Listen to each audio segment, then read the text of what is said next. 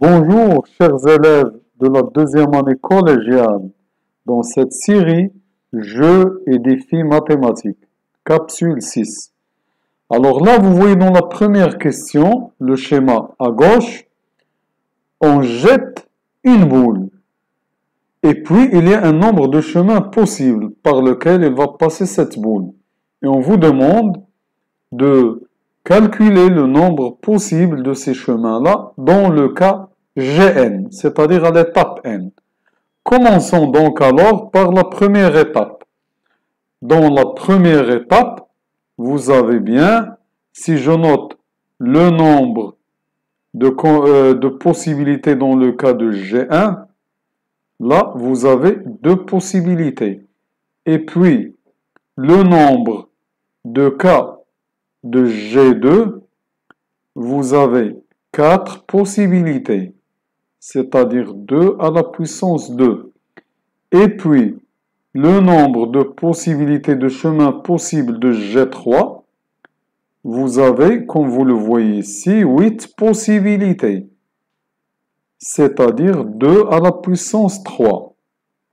Bien sûr, là, il faut noter que à chaque fois, le cardinal, si vous voulez, d'une étape, disons l'étape n, ça serait 2 fois le nombre des chemins possibles de l'étape qui la précède, c'est-à-dire Gn-1.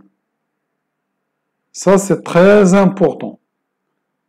Donc, en multipliant terme à terme, nous obtenons que, si vous voulez, le nombre de possibilités de Gn, c'est une puissance de 2, c'est bien 2 à la puissance n. Alors maintenant, si on veut vérifier, pour le cas de n égale à 1, vous remplacez, vous trouvez 2.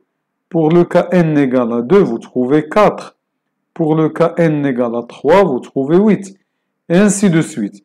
Je vous laisse terminer ça à tête reposée. Alors maintenant, dans la question 2, alors il s'agit d'un carré. Là, vous voyez un carré de 1 cm de côté. C'est le carré rouge. Alors, on prend les milieux. Je dois là noter que ça sont des milieux. Alors là, cette distance est la même que celle-là. Même chose ici. Alors, je prends les milieux, puis je construis le carré bleu. Comme dans la figure illustrée devant vous. Alors là, le carré bleu. Le carré bleu, donc si je commence par noter l'aire du carré rouge, je la note à 1, tout simplement. Là, c'est 1.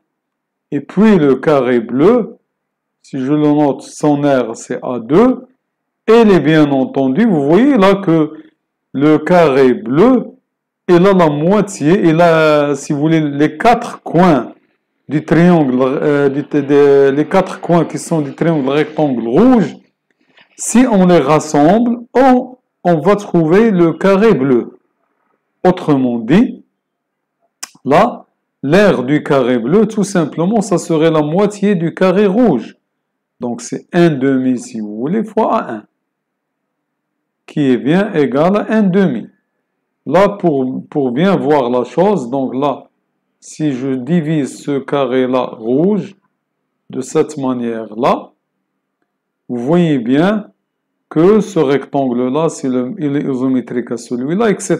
Donc, ce qui montre que les 4 coins rouges et le carré bleu, ils vont former la même aire.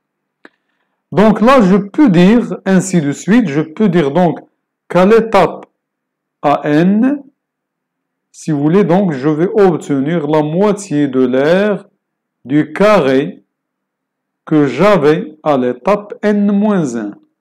Alors maintenant, chers élèves, je vous laisse conjecturer. Donc là, si vous voulez, là, vous voyez que l'aire de A1, c'est 1, c'est-à-dire 1 demi à la puissance 0.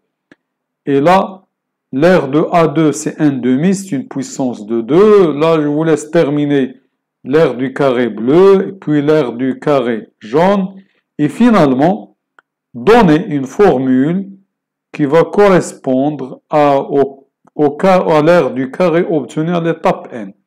Ça serait certainement de la forme une puissance de n demi, si vous voulez, là, à la puissance quelque chose. Je vous laisse trouver ce quelque chose en fonction de n.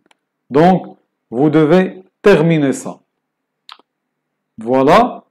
Donc, je suis arrivé à la fin de cette capsule. J'espère que vous avez bien compris quelques idées et que vous allez faire de même dans des activités similaires. Bon courage et à bientôt.